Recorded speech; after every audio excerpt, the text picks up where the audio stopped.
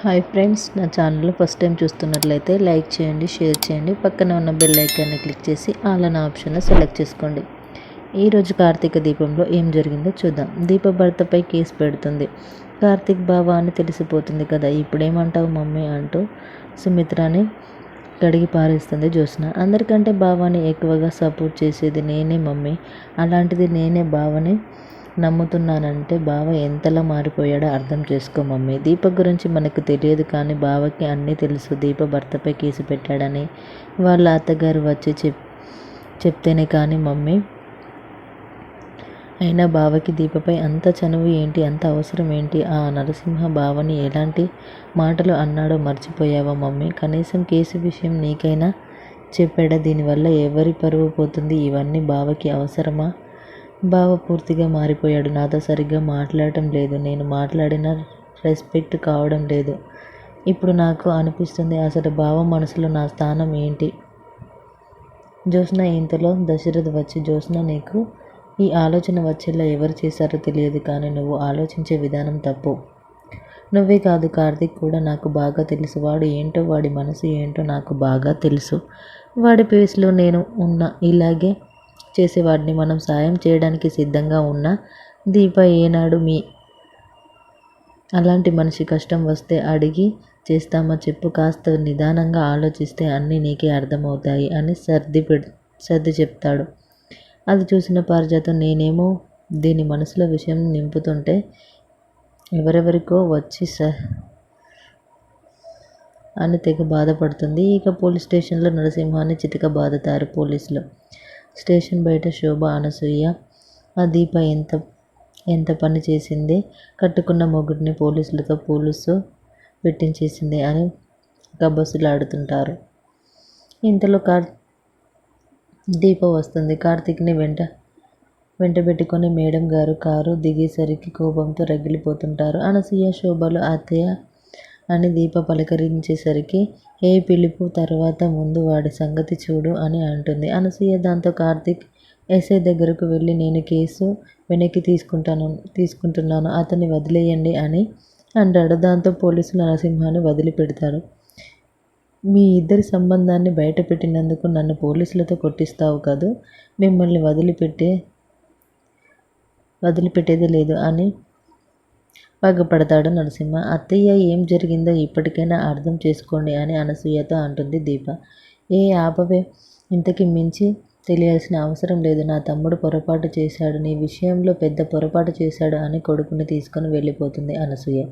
ఇక కార్తీక్ దీప వైపు చూస్తూ, నువ్వు హ్యాపీనే కదా అని అంటాడు. నేను మీతో మాట్లాడాలి బాబు, ఇంటి దగ్గర మనస్ఫూర్తిగా మాట్లాడలేకపోయాను.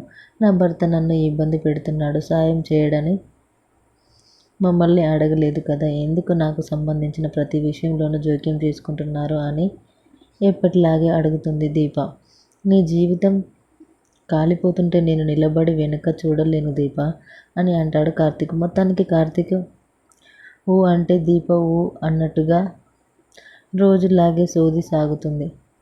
ఇక ఇంటికి వచ్చిన తర్వాత అనసూయ అన్న మాటల్ని గుర్తు చేసుకుంటుంది దీప. నా తమ్ముడు పొరపాటు చేశాడే, పెద్ద పొరపాటు చేశాడే అని అత్తయ్య అన్నది. తమ్ముడు అంతే, అత్తయ్యకి ప్రాణం. ఏ పొరపాటు చేశాడు అంటూ ఆలోచిస్తూ ఉంటుంది దీప. ఇంతలో సుమిత్ర వస్తుంది. నేనే మీ దగ్గరకు వద్దామనుకున్నానమ్మా, జరిగిన దానికి క్షమాపణ చెప్పాలి అని అంటుంది దీప గౌరవంగా. బ్రతికే కుటుంబం నా వల్ల మాటలు పడాల్సి వస్తుందమ్మా అని బాధపడుతుంది దీప. లేదు దీప, నీకు జరిగిన అన్యాయానికి వాడిని జైలుకు పంపించాల్సింది, కేసు అనవసరంగా వెనక్కి తీసుకున్నాను అని అంటుంది సుమిత్ర. నీ విషయంలో నిన్ను అడగకుండా నేను నిర్ణయం తీసుకున్న దీప, నీ భర్తతో నువ్వు విడాకులు తీసుకో అని అంటుంది సుమిత్ర. ఆ మాటలు వినగానే షాక్ అవుతుంది దీప. వాడు కట్టిన తాళి నీ మెడలో ఉందంటే హక్కుతోనే కదా తెంపాలని చూశాడు. నిన్ను ఇంత బాధ పెడుతున్నాడు, విడాకులు తీసుకొని వాడు కట్టిన తాళి వాడి మొహంపై కొట్టు, నీకు నాకు ఏ సంబంధం లేదని చెప్పు అని అంటుంది సుమిత్ర. అయ్యో, నేను అలా చెయ్యనమ్మా అని అంటుంది దీప. నీ మెడలో తాళి నీకు పరువు కాదు, బరువు, దాన్ని తెంచుకో అని అంటుంది సుమిత్ర. లేదమ్మా, ఆ తాళితోనే నా కూతురు భవిష్యత్తు ఆధారపడి ఉంటుంది అని అంటుంది దీప. దానికి తన తండ్రి ఎవరో తెలియదు కదా అని అంటుంది సుమిత్ర. తెలియకపోయినా నాన్న అయితే అన్నాడు కదా అని అంటుంది దీప. అలాంటి వాడికి తండ్రి అయ్యే కంటే శౌర్య తండ్రి లేని కూతురుగా ఉండటమే మంచిది అని అంటుంది సుమిత్ర. ఆ విషయం నాకు కూడా తెలుసమ్మా. నా కూతురికి అందుకే తండ్రి ఎవరో ఎప్పటికీ చెప్పను అని అంటుంది దీప. చెప్పనప్పుడు ఎందుకు భయం? వాడు నీ మెడలో కట్టిన పసుపు తాడు కాదు, పలుపు తాడు. వాడికి నచ్చినట్టు ఆడుకోవడానికి నిన్ను బలి పశువుని చేశాడు. నువ్వు ఇంకా కళ్ళు తెరవకపోతే ఆ పలుపు తాడు ఉరితాడుగా మార్చి నిన్ను చంపేస్తాడు అని ఆవేశపడుతుంది సుమిత్ర. లేదమ్మా, నేను చావను అని అంటుంది దీప. నువ్వేమైనా దేవతవా అని సుమిత్ర అంటే, లేదమ్మా, మనిషిని. నా కూతురి కోసం బతుకుతున్నా, నా కూతురి కోసమే బతుకుతున్నా అని అంటుంది దీప. నీ కూతురి కోసమే బతుకు, కానీ వాడు కట్టిన తాళి తీసేయి అంటుంది సుమిత్ర. లేదమ్మా, నేను ఆ పని చెయ్యను అని అంటుంది దీప. వాడు మారి నీ దగ్గరకు వస్తాడని ఆశ పెట్టుకుంటున్నావా? నీకు ఏ ఆశ లేనప్పుడు మెడలో ఆ బరువు ఎందుకు చెప్పు అని అంటుంది సుమిత్ర. మెడలో తాళి ఉంది కాబట్టి నా కూతురు నాన్న ఎప్పుడొస్తాడని అడుగుతుంది. ఈ తాళి లేకపోతే నాన్న ఎవరమ్మా అని అడుగుతుంది. ఎప్పుడొస్తారనే సమాధానం లేని ప్రశ్న, నాన్న ఎవరు అనేది నన్ను చంపేసే ప్రశ్న. అందుకేనమ్మా ఈ తాళి ఆభరణంగానే నా మెడలో ఉండాలి, బంధం కోసం కాదు, నా కూతురి బాధ్యత కోసం అంటూ కన్నీళ్లు పెట్టుకుంటుంది దీప. ఇక కార్తీక్ అయితే దీప ధ్యాసలోనే ఉంటాడు. తల బాదుకొని మరీ ఆలోచిస్తూ ఉంటాడు. నా గురించి ఎవరు ఏమనుకుంటుంటే ఏంటి అని అనుకున్నాడు. కానీ దీప గురించి ఏమనుకున్నారనేది ఆలోచించలేదు. దీపకి శ్రేయోభిలాషిలాగా ఉండాలని అనుకుంటున్నా.